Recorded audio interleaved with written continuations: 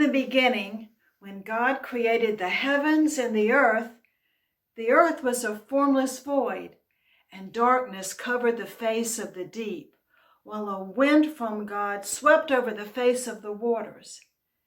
Then God said, "Let there be light," and there was light. And God saw that the light was good. And God separated the light from the darkness. God called the light day, and the darkness he called night.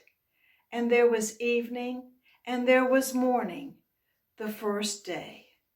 And God said, "Let there be a dome in the midst of the waters, to separate the waters from the waters." So God made the dome and separated the waters that were below the dome from the waters that were above the dome. And it was so. God called the dome sky.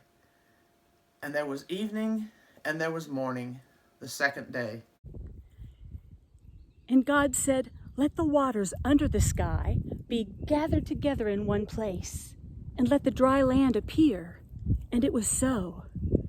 God called the dry land earth, and the waters gathered together he called seas. And God saw that it was good. And God said, "Let the earth put forth vegetation, plants yielding seed of every kind on earth, and trees of every kind bearing fruit with a seed in it."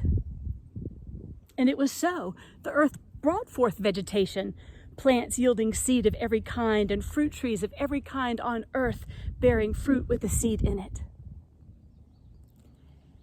And God saw that it was good.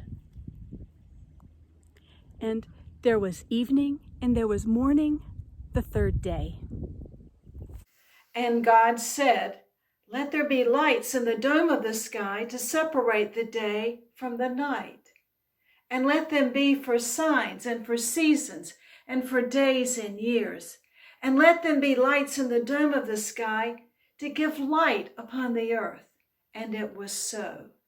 God made the two great lights, the greater light to rule the day, and the lesser light to rule the night, and the stars.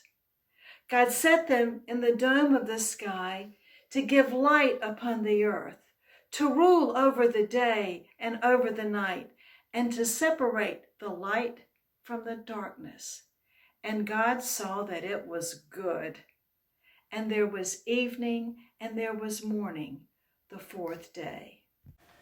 And God said, "Let the waters bring forth swarms of living creatures, and let birds fly above the earth across the dome of the sky." So God created the great sea monsters and every living creature that moves of every kind, with which the waters swarm, and every winged bird of every kind.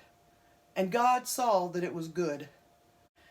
God blessed them, saying, "Be fruitful and multiply, and fill the waters of the seas, and let the birds multiply on the earth."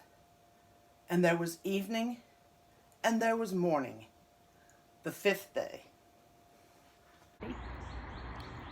And God said, "Let the earth bring forth living creatures of every kind, cattle and creeping things, and wild animals of the earth of every kind."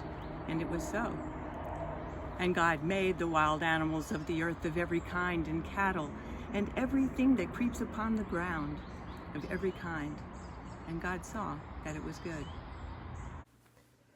Then God said, "Let us make humankind in our image, according to our likeness, and let them have dominion over the fish of the sea, and over the birds of the air, and over the cattle, and over all the wild animals of the earth, and over every creeping thing that creeps upon the earth."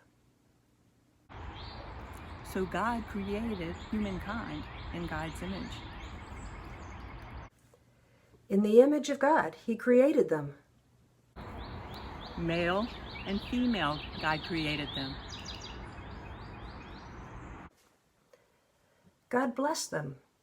And God said to them, "Be fruitful and multiply, and fill the earth and subdue it, and have dominion over the fish of the sea, and over the birds of the air, and over every living thing that moves upon the earth." And God said, "Look." I have given you every plant yielding seed, and every fruit tree on the face of the earth bearing seed in its fruit. You shall have them for food. And to every beast of the earth and every bird of the air, to everything that creeps on the earth and everything that has the breath of life, I have given every green plant for food. And it was so. And God saw everything he had made, and indeed it was very good. And there was evening, and there was morning, the sixth day. Thus the heavens and the earth were finished, and all their multitudes.